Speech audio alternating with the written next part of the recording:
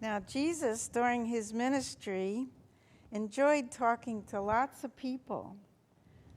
So Jesus went out with some of his disciples, and they walked through the towns. And when they walked through the towns, they met lots of people.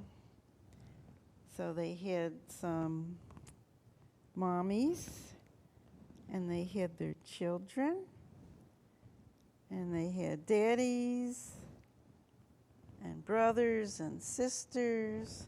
There were just lots of people that loved to come and hear Jesus talk about all the wonderful stories he had to tell them, and to tell them about God, his Father, and all the wonderful ways they could act good to be part of God's family. So one day there were lots of children and mommies and daddies all around.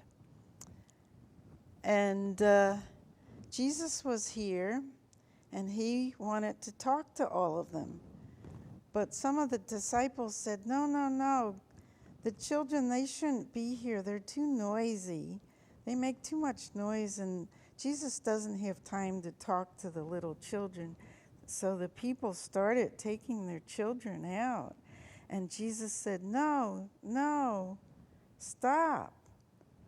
I love the children. They're wonderful. They need to hear about God too. Bring all the children to me.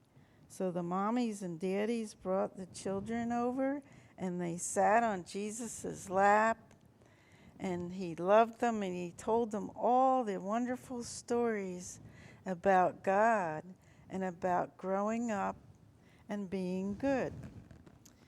And this is a little bit about what it looked like. All Jesus with all his friends and people around. And they had a good time, and they learned lots of things about Jesus.